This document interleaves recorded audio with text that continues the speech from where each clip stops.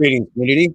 Me, Kevin, from 1-2 Comic Talk. It is Saturday, which means Artist Alley. It's another wonderful day here in California. It's nice, clear, great to be up, and it's great to be talking comics with you, the community. First, I'd like to point out real quick that Ty and I had just completed our 1 year anniversary. It's been really great to be on this journey. We've met so many artists and creators. The guests that we'll have today, I believe, will put us at around, I don't know, 42. It's been amazing in this past 5 months that we've had such a continuous, ongoing, how should I say, schedule of artist creators coming on here. Hey, Dylan, appreciate you being here. Simon, you too, man. And it's again, it's been a privilege. I can't say enough about the individuals that decide to come on here. Hey, JB, and give us their time and speak to us about their treasured stories, their projects. It's just amazing. I mean, I can go on because it fills my heart. Kai and I have been able to enjoy this journey so much. And I guess what I'm really leading to is here's another fine project that I've been speaking to this gentleman for a little while. I've been watching him develop this. I believe it was in mid-June that I got to watch him send this off to the printers. I know he received this thing back. We're going to be talking the end of his Kickstarter, beginning of the Indiegogo. All that information is in the description below. Without me further milking this cow, I suggest that we go ahead and bring in Mr. Nick Gibson. Hello. How you doing, sir? I didn't realize that was the meaning of life. I'm guest 42. You know the meaning of life. Yeah, well, yes, and I'm there with you on the whole miracle. I love Douglas Adams. Me too. Hey, you know what? You were an individual that I gravitated to on Facebook.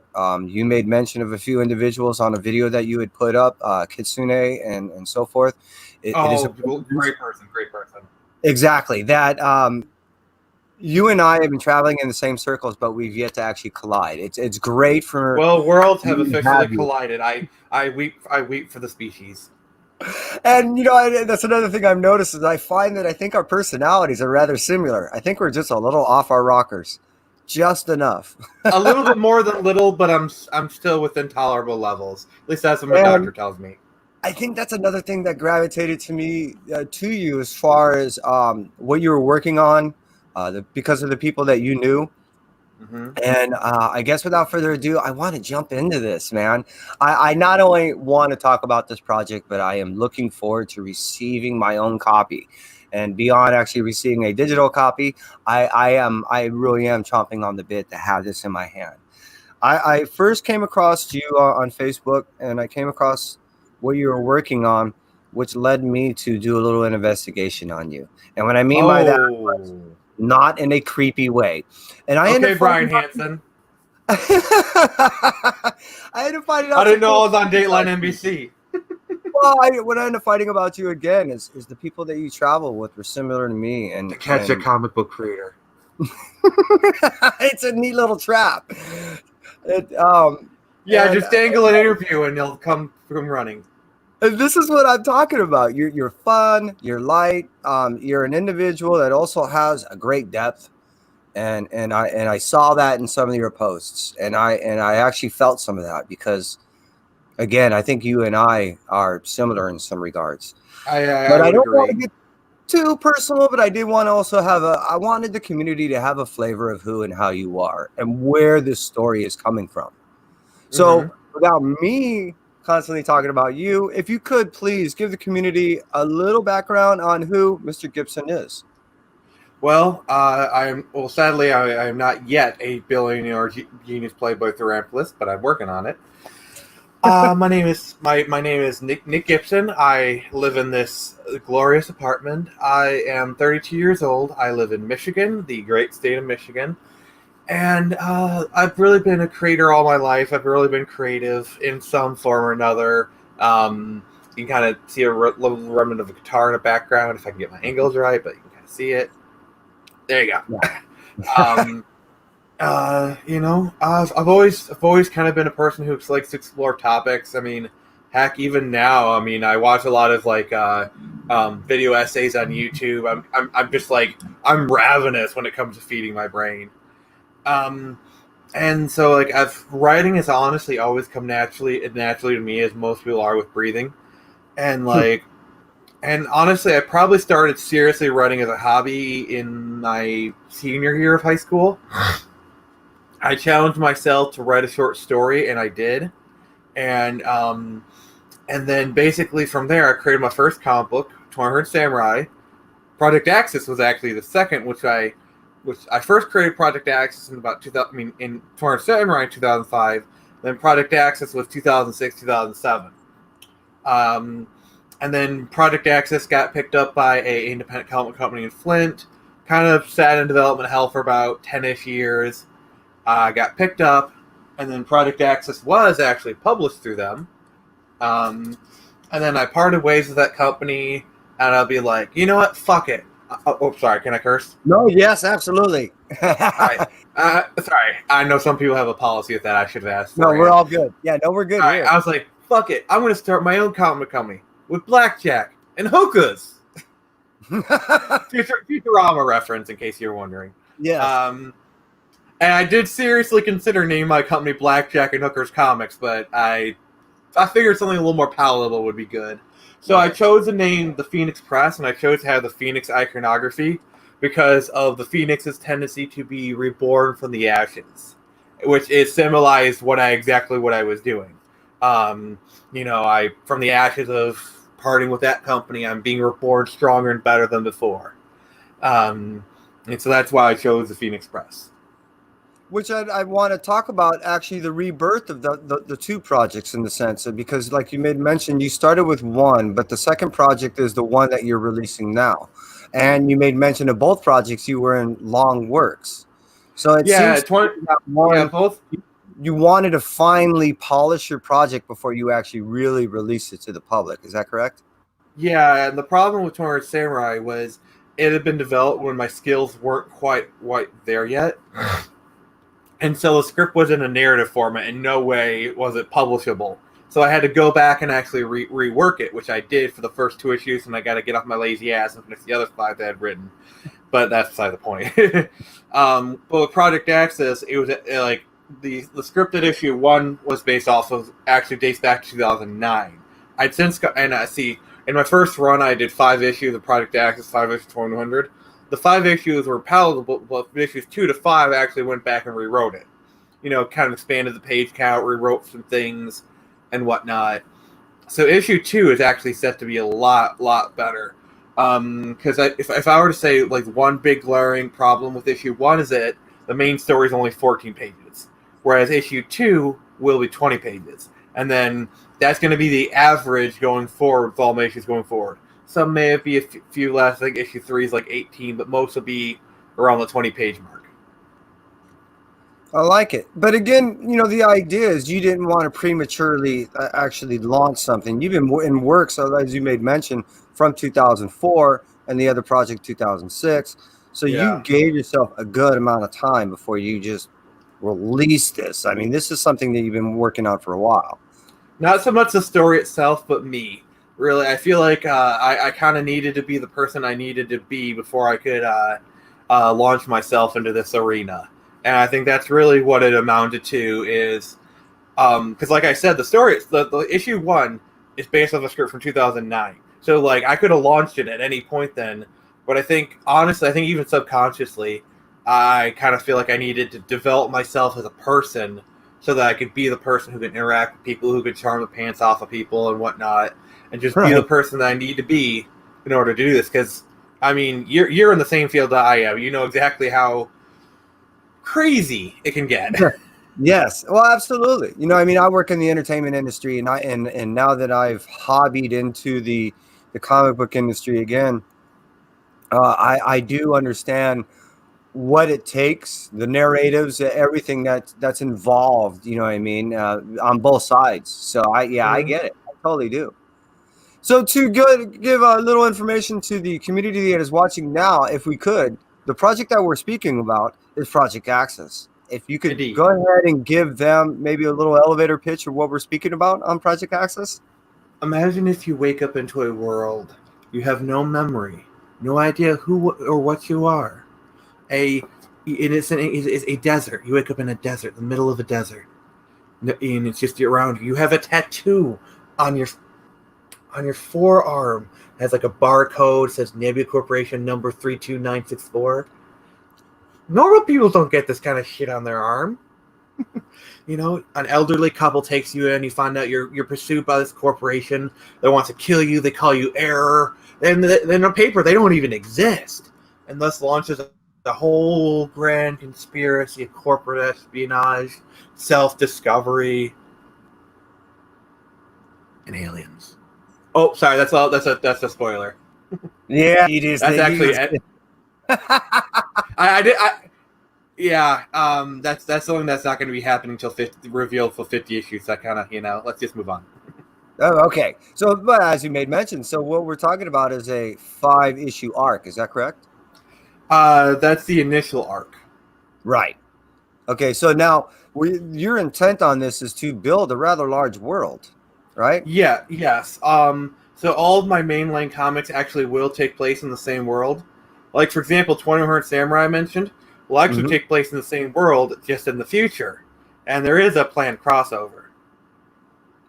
I'm liking it already. Yeah. So again, when I first came across some of your stuff, I was like, okay, look, maybe I can get some Japanese fans. That'd be cool.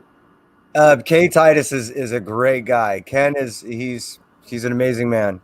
Yeah, I was coming across the storyline and where you're coming across from the story is, like you made mention, the guy wakes up in the desert, has no idea. I'm thinking, okay, I've kind of heard something like this. And then I saw, the tat and how he was trying to figure things out. I was like, okay, look, this is something that can get rather large and rather big. So what hit me, I thought, hard was the fact that you didn't go with a simple story, a simple world, a simple concept. You decided to go all in. That's not my style. I'm a world builder. Basically, most of the time it's just me in my head, and I'm just like, like all these characters have backstories and whatnot. Like, just the elderly couple who like show up for the first few issues, and they kind of show up periodically afterwards. I got huge backstories for them. Like, they're based on my grandparents, but creating little backstories. Like, Joe is a nurse from Vietnam, so it's like that's why she doesn't take no crap. And like Phil is a former stock car driver from the 70s and whatnot, and that, like, so it's like Joe went off to Vietnam, Phil didn't, and whatnot. It's it's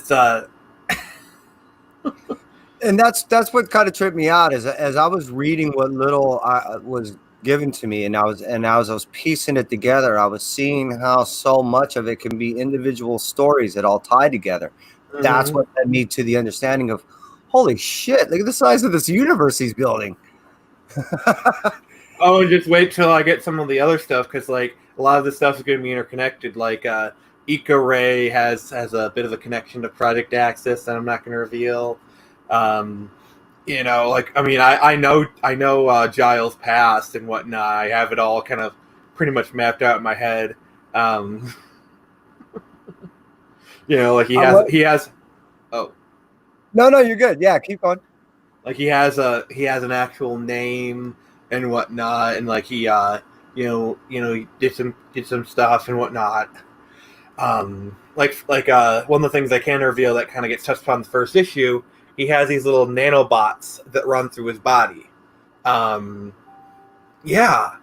so the story is very heavily based off of Jason the Bourne Identity. In particular, those early scenes where it's like he does stuff without even realizing it. Like where he talks about, like, I can add, subtract, or like that one scene where the police officer, they try to do the baton and he like grabs it. Or like he's talking to them, all of a sudden he like switches to another language, and like you can actually see on his face, like, how did I do this? So basically the genesis for Project Access was those scenes, and I kind of wanted to take that concept of you have amnesia and this stuff kind of just comes to you, and kind of take that to its logical extreme. I know we've been talking a lot about your concept, a lot of the storyline. How about if we go ahead and speak about the family that you put together to bring this piece together? I mean, you Yes, you Team Axis. you have Jason Johnson on art. You got Francisco Zamora on letters, which I Hmm. definitely want to talk about the letters. I think lettering goes a little unappreciated Oh because yeah, yeah. Francisco's it the can unsung hero really. of this book. So first, and we will definitely get back to you, obviously, the writer. But if we could, Oh no, this is a team effort. I want my other people to be highlighted. And so if we and could, also, Jason's probably listening to this right now. I love you, Jason. yeah. And you know what? I heard you make mention of Jason on a video, and it's obvious that you guys have a strong and well connected relationship. So if you could, please, if you could speak about Jason and how you two put together this piece and your relationship with your artist, if you wouldn't mind. Well, Jason is probably one of my best friends, and I say this with the utmost confidence. If it wasn't for him, Project Access would not have gotten made.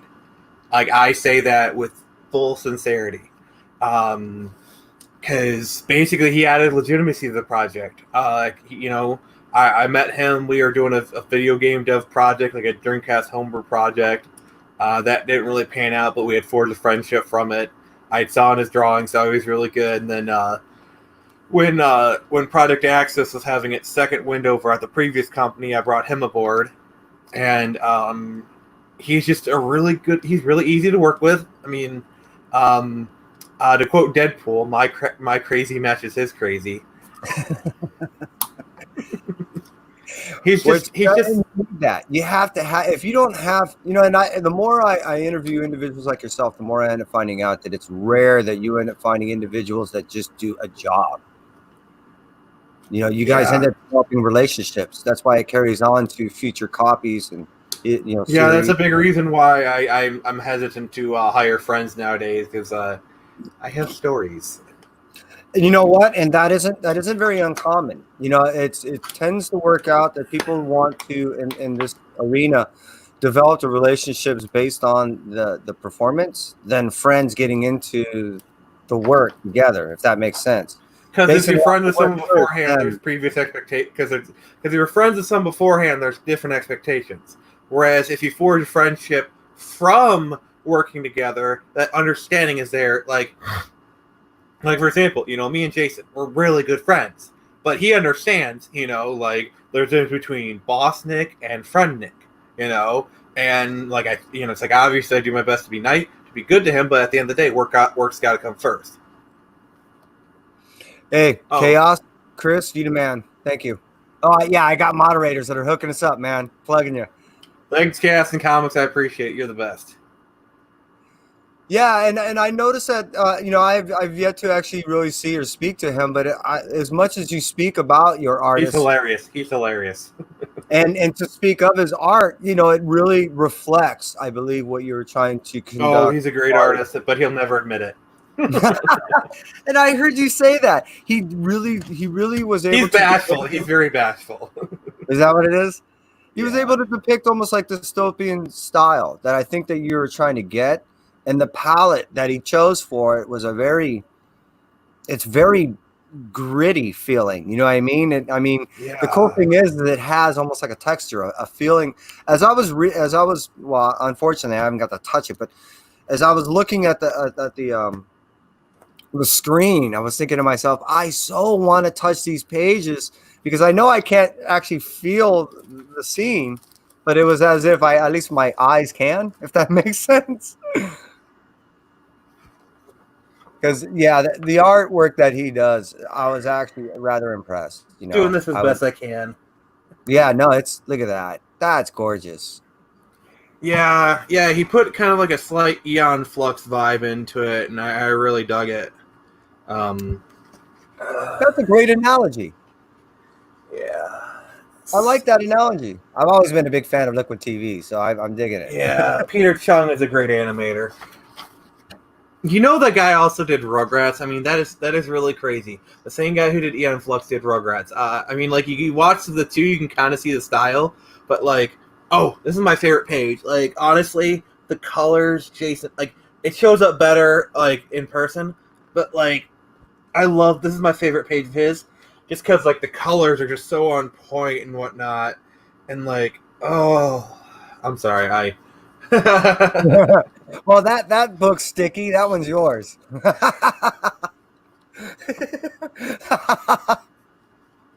No, you know what? I totally get it. I really do. And the work that I was seeing that he was doing, I was like, yeah, this is definitely a book that I want. This is definitely a book in a series that I want to get into. This is the well, type. August 7th. Yeah, exactly. So you just heard it right there. It went to print mid June. Is that correct? Yeah, I can, if you want, I can kind of, kind of set the stage for what I'm doing now. Please. Um, Yes. all right. So Project Access did have a Kickstarter in May for a print run. We wanted to raise $1,000 for 300 copies. We raised a little over. We raised about 11. I think the final total was 1,169. Nice. Yeah. And so obviously we got the print run. We fulfilled the Kickstarter. I think I got to send out like 2 of the higher end orders out to some people. But that's about it. Everyone else has been fulfilled. And I think there's like one person that I got to like send a refund to or something, but I'm kind of just waiting to get that done. So yeah, successful Kickstarter run. And so, I want to try out to see how Indiegogo works, because I know there's a certain type of comic book fans that prefer Indiegogo, so I'm kind of just marketing to them, see if they come out and support it. Also, there's a whole thing of like, I've blown up since the Kickstarter. Kickstarter kind of does that. So there's a lot of people who never got a chance to get it the first round, and I technically have a convention in September. It's still not canceled, but the way things are going, it's probably going to be. Yeah. It does happen, but I'm not really holding my breath for that. And so, like, the next convention I could go, I might be planning on would be in February. And so there's not really, outside of messaging me directly, there's not really a way for people to buy the books physically. So that's why I want to do a second run on the Indiegogo for all the new fans, all the awesome people who discover the book afterwards who want a physical copy. And I did actually, I'm including a few other like new things. Like, for example, there's going to be 3 different variant covers. Oh wow! Yeah, one of them was done by the 20 Samurai team. It was penciled and inked by Nick Garber and colored by Katie Pierce, which that's going to be the art team for 2100. And then I also the other cover, it's this cover art for the original cover art that Jason did, and then obviously the cover art for the what? Can we see that again? The other cover? Oh, yeah. Awesome. Yeah. So, yeah. Yeah. So, this is the original cover that Jason did for the original version. That's my really bad signature. And then obviously the third one will be this amazing digital painting Jason did. I love that piece. Yeah, this is digital painting, by the way. God, that's gorgeous. Well, you'll be able to buy a print of it in the Indiegogo. So again, what you went to in mid-June, you got it back. What was that? About a week ago, and then you'll make available in about a month or so ago. Oh, okay. Yeah, I have a tub over there full of comics. It's a good feeling. Yes, and like you said, on the 7th, they'll be available through the description below. There's an Indiegogo link. Chaos also dropped it in the chat.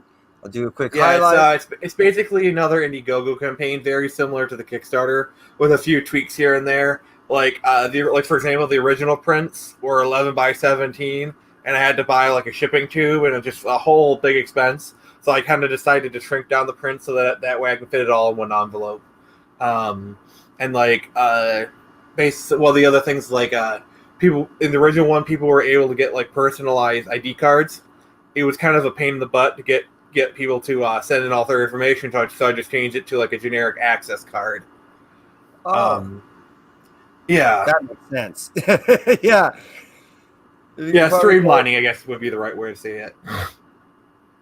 Well, there's a question from Joe there. He wants to know if you could participate in Rod's drawing game. You're gonna get in 2 minutes. I I'm, don't think I, I don't think I'm, if you're good, if you give me extra points for drawing really amazing stick figures, I mean, like, if I draw like a stick figure really artistically, maybe you'll like it. But like, I'm a terrible artist. Like, unless you want a Glass Joe of this kind of shit, Punch Out reference. I'm not a penciler. I leave that to the more qualified people. I leave that to people who actually can do it. Like sometimes I doodle just for fun. But like I'm not an artist. I'm a good writer. I'm an amazing writer.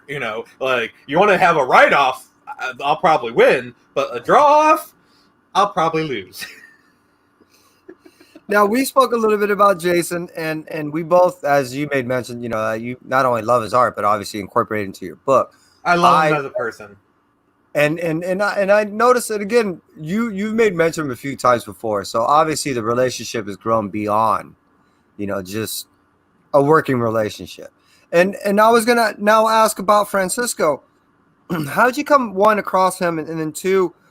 Wow, I mean, how did you come across such a talent like this? This is an individual this is some of the best lettering I've seen out there. I have to admit, it pops and it's so easy to read. Yeah. Francisco is definitely a gem. He's certainly really good at his craft. Really easy to work with, and just a really good human being. Honestly, I met him when I was at my previous company, and then when I transitioned over, he came over with me. He does stuff for everybody, really. Like, seriously, that guy is all over the place. Like, he's that one person just taking every job and making a killing. Like, seriously, that guy's hustle game is off the charts. I have nothing but respect for him. Yeah, I noticed again that the placement of where he put his letters to, again, it's so popish. It doesn't take away from the scenes that are happening, but it makes it enjoyable to read, because sometimes there's real effort in some of the stuff that I've read in the past. Yeah, he definitely puts in the time and effort for his letters, and honestly, I couldn't be happier. Like, seriously, it's like I'm so happy to have him aboard. Well, outside of the obviousness of wanting to read someone's story, meaning, the writers, there's a huge importance. At the same point, that message can easily be lost when you don't have the proper lettering. So what I found is, what I'm getting at is that it was enjoyable to not only read the story because of the content, but because of how it was delivered. Like I said, the placement was in the right place. I can actually get the right scene. I can actually put everything together. I can feel the grittiness that your artist was trying to put together. I can feel the tension that you're writing in there. And it just all works, So Mm-hmm. I guess that's what I'm saying is I want to make mention that, one, you're very fortunate to have found the right team to You actually. have no idea. You have no idea.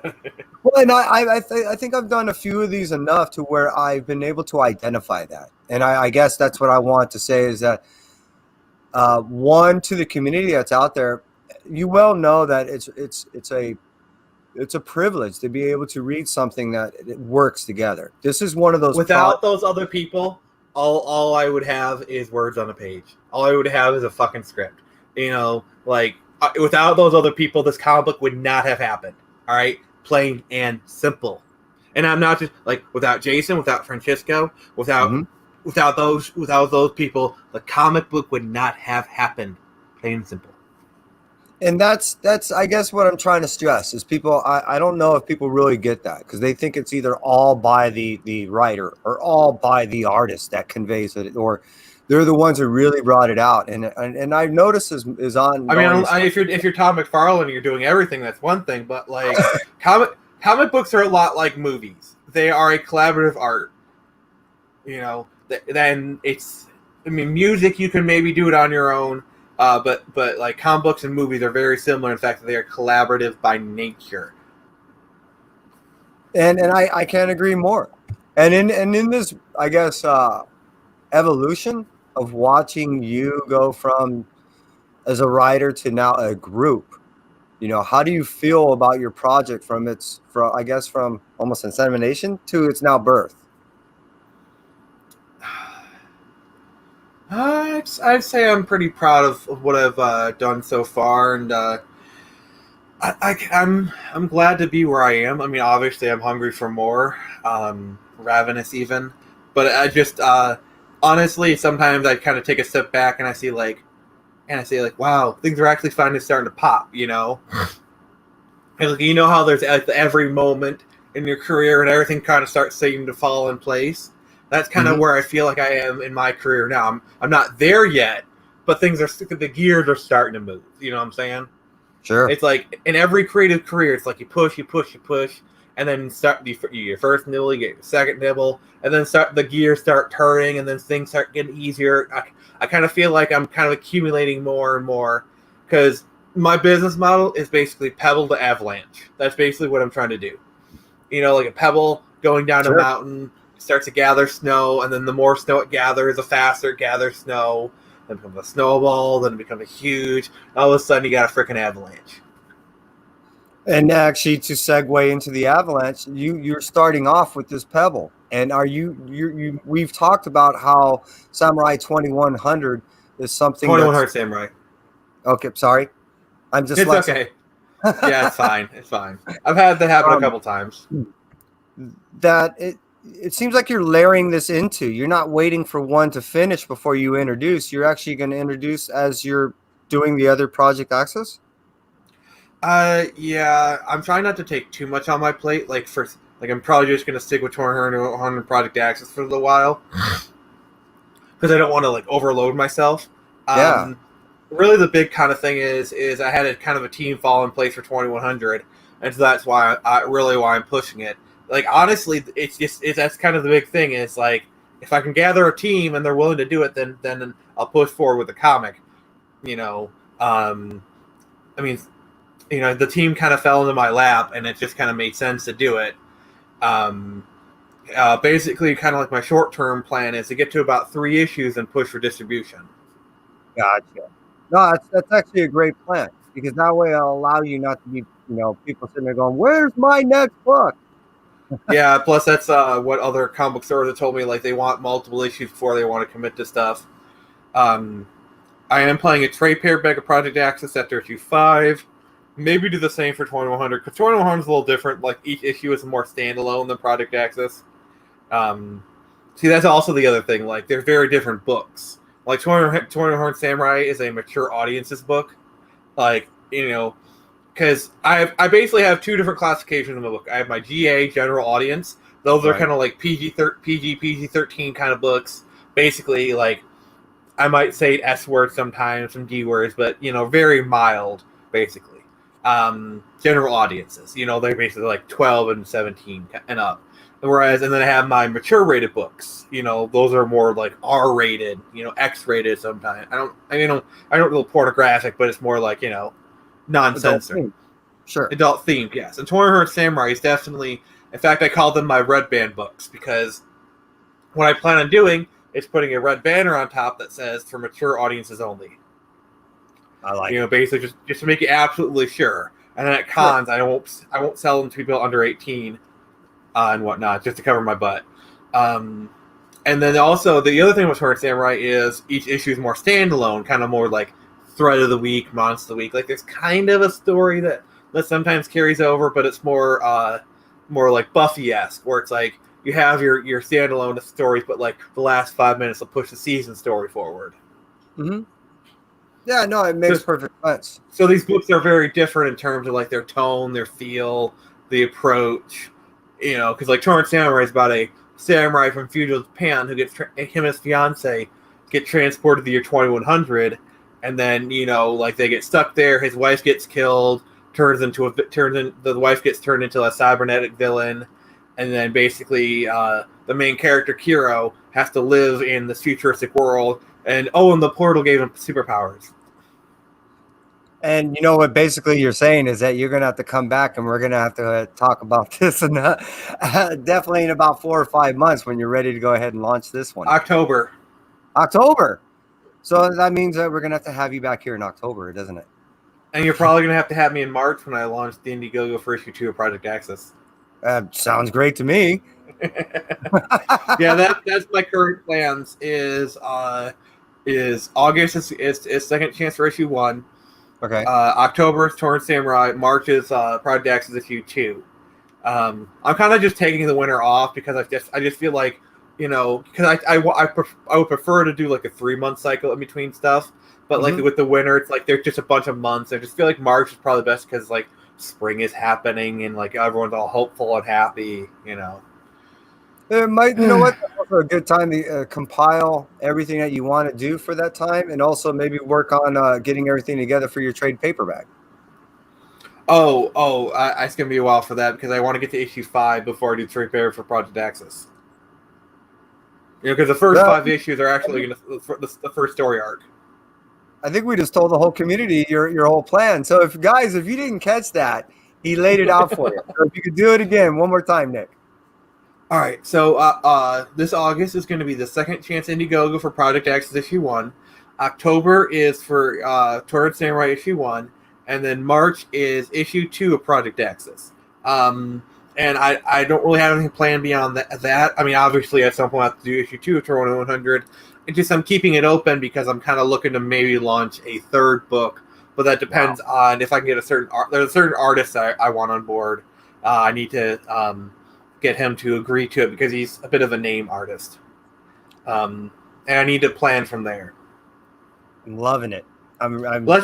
Let's just say I'm purposely being a bit Cage-y. Ooh. Hey, that's a hint as to the person I'm looking at. He hasn't agreed to anything. But I'm just giving a hint at who I'm looking at. I wanted to make that perfectly clear. I'm digging it. So community again. Well, right now we're talking to Mr. Nick Gibson. We're really focusing on Project Access. It'll be made available to you August 7th. Is that correct? Yes, and if you want to purchase it digitally, there's 2 different storefronts you can get it at right now. Perfect. And as you heard earlier, there's other projects coming down the pipe. We made mention of Mr. Jason Johnson, Francisco Zamora. These are a part of the team that he's been working on with. Now, are these people you're going to be carrying with on just this one project or the other projects too? You said you're looking at other individuals, but is your core team going to be traveling with you on the majority of these issues, or? Well, in terms of Project Access, Jason and Francisco are going to be here for the first 5 issues. Perfect. Jason might go later. Well, that's to be determined. But I want to at least have like a different team for each book. Like I don't mind like certain people crossing over into different roles for each book. Like, Jason might be a colorist for this book or an inker or something. But for 2100, actually will be a semi-different team. I believe Francisco will be doing the letter for 2100, which will help a lot. But it will be a different art team. I myself am writing. And then just kind of go from there. Like I said, other people might, like Jason might do. Hello, person. Hello. This is my son, Kai. Kai is the other part. Dad. I just woke up. Yeah, and we are 1-2 Comic Talk. Yeah, we are 1-2 Comic. What's up? He really should do a the Fox Universe Quicksilver cosplay. Like he looks like that character. You know Quicksilver? What? I actually don't. Do you? From the Fox Universe. I have to look it up. I will look it up later. Yeah, Thank you for bringing You have a very similar haircut to him, and your face kind of looks similar. Like, I think if you did Quicksilver from the Fox universe, I think you'd kill it. New cosplay options. Here we go.